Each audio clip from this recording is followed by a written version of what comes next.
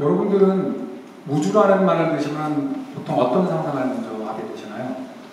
네, 사람마다 다 답이 다르겠지만 아마도 화면에 보이는 것처럼 광활한 밤하늘에 떠있는 수많은 별들, 그리고 성운, 은하 뭐 이런 것들을 떠올리게 될 것입니다. 하지만 우리가 관측할 수 있는 모든 것들은 단지 우리의 뇌가 외부의 정보를 받아들여서 재해석한 것에 지나지 않습니다. 즉, 뇌가 없으면 끝없는 우주든 아니면 집 앞에 있는 풀 한 폭이건 전혀 외부 세계를 이해할 수가 없습니다. 그래서 일부 뇌과학자들은 1.5kg에 해당하는 단백질 덩어리인 우리의 뇌가 곧 우주이다라고 표현하기도 합니다. 한데 뇌 혼자 이걸 할 수는 없는 거고 외부 세계와 뇌를 연결해주는 인터페이스 역할하는 4개가 필요합니다. 바로 감각기라고 하는 것입니다. 인간은 흔히 오감이라고 하는, 즉 시각, 청각, 촉각, 후각, 미각이라는 감각기관을 가지고 있으며 이것이 바로 외부 세계와 우리의 뇌를 연결해주는 역할을 합니다. 오감 중 시각과 청각이 90% 이상의 정보를 전달한다고 알려져 있으며 이 중에서도 시각이 대부분을 차지한다고 합니다. 저처럼 청각을 연구한 사람들 입장에서도 기분 좋은 건 아닙니다. 한데 신이 천지를 창조하고서 가장 먼저 한 일이 무엇인지 아십니까 혹시? 성경에 창세기 1장 3절을 보시면 이런 말이 나옵니다. 하나님이 말씀하시기를 빛이 있으라 라고 하시니 빛이 생겼다 라고 되어 있습니다. 즉 빛이 생기기 전에 소리가 먼저 있었다는 소리. 이는 오래전에 제가 수학할 때 저명한 음악학자였던 토마스 로슨이라는 교수님께서 특강 때 해주신 말씀입니다. 물론 이제 시각에 비해서 덜 중요하다고 생각되는 청각과 소리를 연구하는 사람들을 위해서 그 사람들을 격려하기 위해서 해주는 말씀이라고 생각하지만 조금 더 생각해볼 만한 여지가 있는 말입니다. 바로 사람과 사람 사이의 소통에 있어서 청각과 소리가 가지는 중요성을 강조한 말이라고 할 수 있겠습니다. 이는 태어날 때부터 시각과 청각이 모두 없었던 헬렌 켈러의 말에서도 알 수가 있습니다. 시각을 잃으면 사물로부터 단절되지만 청각을 잃으면 사람으로부터 단절됩니다. 이처럼 청각이라는 감각은 사람에게 있어서 가장 중요한 소통의 수단인 말소리, 즉 언어와 매우 밀접한 관계를 가지고 있다는 점에서 다른 감각기관과 큰 차이를 보인다고 할 수 있습니다. 우리는 여러 종류의 소리를 생성할 수 있는 정교한 조음기관을 가지고 있고 또한 이러한 소리들을 잘 분별해서 들을 수 있는 매우 발달된 청각기관을 가지고 있습니다. 이처럼 발성기관과 청각기관이 고도로 발달한 이유는 음성 언어를 이용한 소통이 우리 인류라는 종이 생존하기 위해서 아주 중요한 요소였기 때문입니다. 인간에게 중요한 말소리를 생성하고 또 이를 잘 들을 수 있는 능력, 이걸 우리 너무도 당연하게 생각합니다. 왜냐하면 특별한 훈련 거치지 않고도 저절로 배워진다고 생각하기 때문입니다.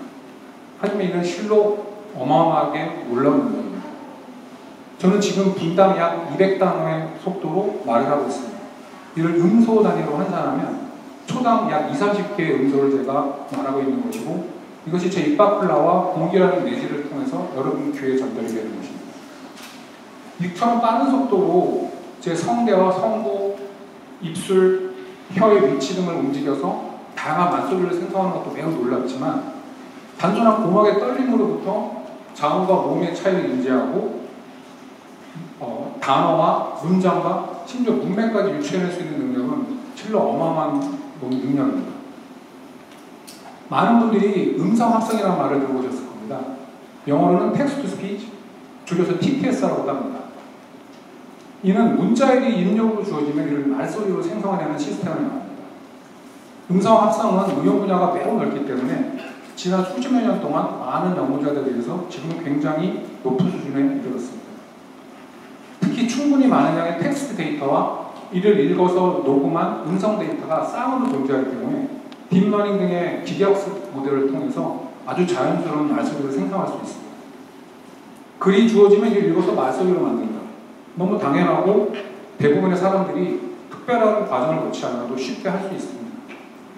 한데 여기서 조금만 더 깊이 생각해보면 말하기를 배우는 방법에 있어서 우리하고 인공지능이 배우는 방법에는 매우 큰 차이가 있음을 알 수 있습니다. 아이의 발달 과정을 보면 언어나 문화에 관계없이 글을 읽기 전에 훨씬 빨리 말하기를 먼저 배웁니다. 개인 차이는 있겠지만 생후 3개월이면 옹알이를 시작하고요. 생후 10개월이 되면 아빠, 엄마 같은 간단한 단어를 나올 수가 있습니다. 그리고 24개월이 되면 수백 단어를 말할 수가 있고 간단한 문장을 구사하기도 합니다. 그리고 4세 이후에는 어른과 일상적인 대화가 가능할 정도입니다. 반면에 글을 읽는 시기는 보통 4세에서 7세입니다. 요약해서 말하면은 문자라는 기호와 이것이 만들어내는 말소리와의 어떤 체계적인 관계를 학습하기 훨씬 이전에 자연스럽게 말하기를 배운다는 것이죠. 이것이 어떻게 가능할까요? 얼핏 생각하면 너무 간단한 것 같지만 사실은 굉장히 복잡한 감각적, 인지적 과정들을 통해서 가능합니다. 아기들은 태어날 때부터 본능적으로 소리가 나는 곳이 어디인지를 알고 고개를 돌려서 바라볼 수가 있습니다. 엄마나 아빠가 아이한테 이야기를 하면 얼굴과 입을 쳐다보고 말소리를 듣게 됩니다. 그러면서 입을 통해서 소리가 나오거나 한 것을 인지하고 이를 따라해서 소리를 내보려고 하는 거죠.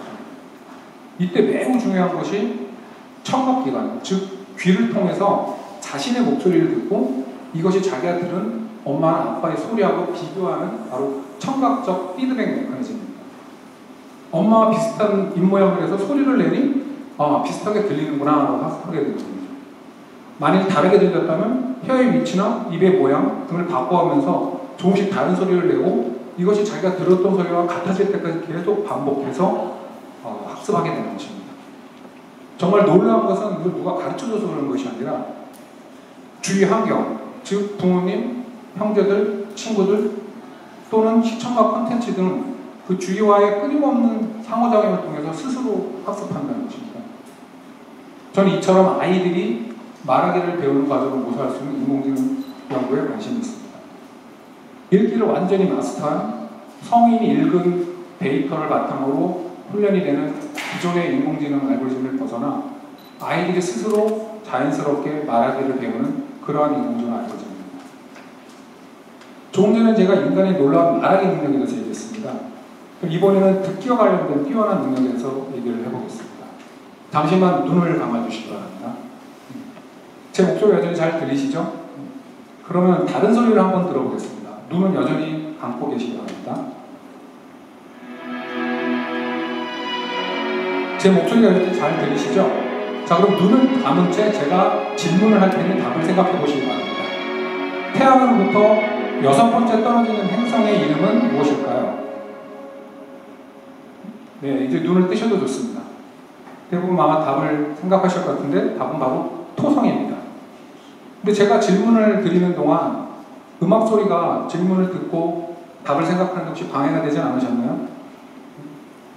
자, 다음 그림을 보겠습니다. 이는 공기 중 음악의 변화를 시간에 관한 함수로 표현한 그림으로 소리 파형 또는 사운드 웨이브폼이라고 부르는 것입니다. 이 파형만 보고서 여기에 몇 개의 소리가 있는지 혹시 예측이 가능할까요? 예, 한번 들어보겠습니다. 그럼 태양에서 6번째 떨어지는 행성의 이름은 무엇일까요? 예, 들으신 대로 음악과 음성 두 가지의 다른 소리가 있습니다. 그러면 이 파형을 만들어내는 그 각각의 음성들을 따로 한번 보여드리겠습니다. 예, 그러면은 이게 예상한 대로였나요? 그럼 이 소리를 각각 한번 다시 들어보겠습니다. 태양에서 6번째 떨어지는 행성의 이름은 무엇일까요?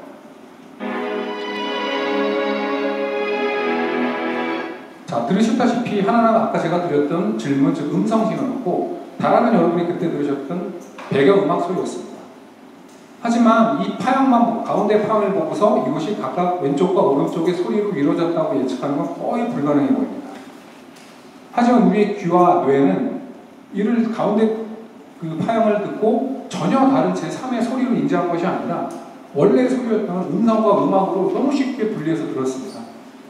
이것이 가능했기 때문에 여러분들이 아까 제가 드렸던 질문을 듣고 답을 생각하시는데 전혀 문제가 없었던 것입니다.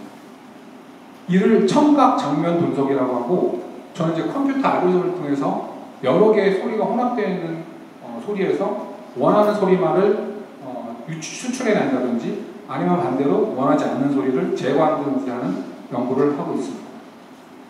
사실 우리가 살고 있는 세계에서는 단일 소리가 존재하는 경우는 극히 드물고 대부분 혼합되어 존재합니다. 지금도 제 목소리가 유일한 소리라고 생각하시지만 여러분 부시럭거리는 소리, 그 다음에 에어컨 팬이 돌아가는 소리, 그리고 밖에서 들리는 잡음 등 사실 여러 가지 소리가 혼재되어 있습니다.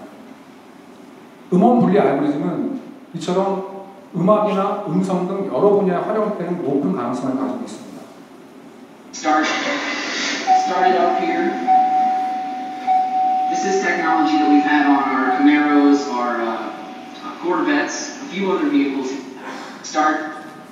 Started up here. This is technology that we've had on our Camaros, our Corvettes, a few other vehicles. 이처럼 아주 잡음이 심한 상황에서 사람의 목소리만 깨끗해서 분리해낸다든지, 또는 다음과 같이 음악 신호에서 보컬 파트만 지우고 MR 버전을 만들어내는 것도 가능합니다.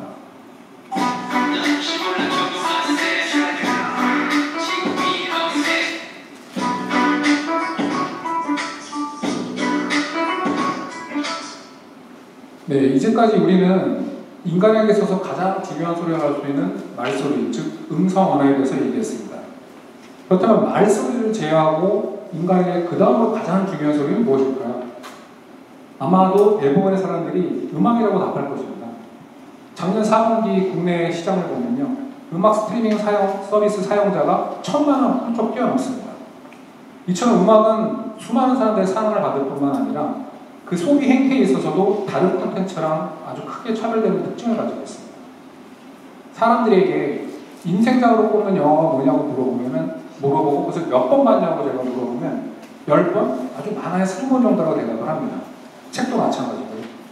한데 노래에 대해서 같은 질문을 하면은 수백 번, 또는 심지어 수천 번이나 많은 사람도 굉장히 많습니다. 그리고 그 노래를 내일도 모레도 계속해서 아마 또 들을 겁니다. 물론 음악이라는 콘텐츠의 특성상 그 소비되는 시간이 훨씬 짧기 때문에 그런 이유도 있겠지만, 그렇다고 하나의 노래가 주는 감동이 책이나 영화의 그것을 결코 작다고 얘기할 수는 없을 것입니다. 인류 역사에 있어서 모든 종족과 사회를 살펴봤을 때 공통점이 두 가지 있다고 하는데 그것이 바로 언어와 음악입니다. 브라질 아마존에는 문명의 영향을 전혀 받지 않고 살아가는 피라라는 종족이 있습니다. 이들의 말에는 숫자 개념이 없고 색깔을 나타내는 단어도 없다고 합니다. 그림을 그리지도 않고 그 흔한 탄생 시간도 없다고 합니다. 그럼에도 불구하고 음악은 다양한 형태로 아주 풍부하게 존재한다고 합니다. 도대체 왜 음악은 수많은 종들 중에서도 인간만의 특성이 되어 있으며 종족의 생존에 별로 도움이 안 되는 것 같은데 왜 수만 년 동안 이어져 오는 걸까요? 많은 학자들이 이러한 음악의 신비함에 매료되어서 그 이유를 찾으려고 노력했습니다. 몇 가지 설득력 있는 가설이 있긴 하지만 말 그대로 가설일 뿐 모두가 동의하는 그런 결론은 내지는 못하고 있는 상황인 것 같습니다. 그 중 하나는 음악이 단지 음성 하나의 도사물이라는 개념입니다. 유명한 인지심리학자인 스티븐 핑커는 음악은 청각적 치즈케이크다라고 말했습니다. 즉 언어라는 메인 요리에 딸려 나오는 디저트라는 건 말이죠. 음악의 기원이라든지 존재의 이유, 언어의 관련성 등 많은 질문들에 대해 아직 명확한 답을 찾지 못하는 것이 현실입니다. 하지만 누구도 부인하기 어려운 것은 음악은 인류가 존재하는 한 우리 곁에 항상 같이 머무를 것입니다. 최근 인공지능의 급속한 발달로 바둑이라든지 게임, 문제풀이, 사물인식 등 일부 영역에서는 사람의 성능을 뛰어넘는 그런 알고리즘들이 나오고 있습니다. 심지어 회화, 글쓰기, 작곡 등 창작의 영역에서도 인공지능이 개입해서 놀라운 결과물들을 만들어내고 있습니다. 저는 이 중에서도 음악 창작에 관심이 많고 음악 창작에 인공지능 활용하는 연구를 하고 있습니다. 특히 모든 사람이 가지고 있는 악기인 성대로부터 나오는 가창신호, 즉 노래를 부르는 알고리즘을 연구하는 데 집중하고 있습니다. 주어진 텍스트로부터 말소리를 생성하는 음성 합성 연구는 많은 진전을 보았지만 가창 합성은 상대적으로 덜 개척된 분야입니다. 음성 발화와 노래 발성은 그 목적과 과정이 매우 다를 뿐더러 학습에 필요한 가창 데이터를 구하는 데도 많은 시간과 비용이 소모되기 때문입니다. 저희 연구팀은 소량의 데이터를 활용해서 아주 자연스럽고 표현력이 풍부한 노래를 만들어내는 인공지능 알고리즘의 개발에 성공했습니다. 이를 바탕으로 내가 원하는 노래를 인위의 가수의 목소리로 듣는 것이 가능합니다. 이처럼 인공지능의 발달로 불과 10년 전에는 불가능했던 일들이 지금 현실로 되었으며 나아가서 인간만이 할 수 있다고 믿고 있는 또는 믿고 싶은 창작의 영역에서도 인공지능이 개입해서 아주 놀라운 결과물들을 만들어내고 있습니다. 현재 이 기술 발전과 사회 변화의 속도를 밀어볼 때 10년 또는 20년 후 우리 사회가 어떻게 변했을지를 예측하기 매우 어려워졌고 그만큼 미래에 대한 불확실성도 점점 커져간 겁니다. 영화 허에 나오는 사만다처럼 음성 언어를 통해 인간과 소통하고 공감하는 그런 인공지능 에이전트가 영화의 시대 배경인 2025년에 등장할 수도 있겠습니다. 또한 빌보드 핫 100 차트에 인공지능 작곡가가 이름을 올릴 수도 있습니다. 지난달 전 세계 K-POP 팬들을 대상으로 서울에 개최되었던 드림 콘서트는 코로나 바이러스라는 언택트 상황에서 매우 불확실한 라이브 공연의 미래에 대해서 최첨단 기술이 적용되어 응답을 하는 그런 좋은 사례가 되었습니다. 비록 온라인 콘서트이긴 하지만 실험 공연이기 때문에 아주 현장감을 실감나게 전달하는 것이 굉장히 중요하고 그래서 멀티캠 뷰라든지 3D VR 영상 기술, 3D 입체 사운드 기술 같은 것들이 활용되어서 최첨단 기술을 적용하여 미래의 공연에 대한 어느 정도의 불확실성에 대해서 모범적인 방향을 내셨다고 생각을 합니다. 우리의 주위는 항상 다양한 소리로 가득 차 있습니다. 저는 소리에 관한 호기심 이상으로 승화시켜 연구의 대상으로 하는 지 올해가 딱 20년이 됐습니다. 지난 20년을 되돌아보면 소리와 음악을 대상으로 한 불확실성에 대한 답을 찾고자 하는 여정이었습니다. 소리의 녹음과 재생 원리에서 출발해서 새로운 음원을 합성한다든지 아니면 음향학적 분석을 통해서 새로운 음악을 검색하거나 추천하는 그런 연구를 진행했습니다. 최근에는 소리를 듣고 여러 가지 판단을 하거나 기억과 감정 등을 불러일으키는 그러한 우리 뇌의 동작 원리를 규명하는 연구를 진행하고 있습니다. 아는 만큼 보인다라는 속담이 있습니다. 미지의 세계에 첫 발을 내딛고 관심을 좀 기울이다 보니 또 다른 미지의 세계로 향하는 길들이 보였고 그 다음에 저는 이를 통해 한 발 두 발짝 걸어와서 지금 이 자리에 서 있게 되었습니다. 다행히 여기서도 미래로 향하는 미지의 길들이 여러 갈래 보입니다. 저는 이 중에 또다시 한두 개의 길을 택해서 미래의 불확실에 대한 답을 찾으려는 여정을 계획하고 있습니다. 짧지만 오늘 강연을 통해서 너무도 당연하고 생각했던 듣기와 말하기 그리고 음악에 대해서 다시 한번 되새기는 시간이 되었기를 바랍니다. 소리에서 의미를 찾는 여정에 여러분들도 동참해 주시기를 기대하며 이만 강연을 마치도록 하겠습니다. 감사합니다.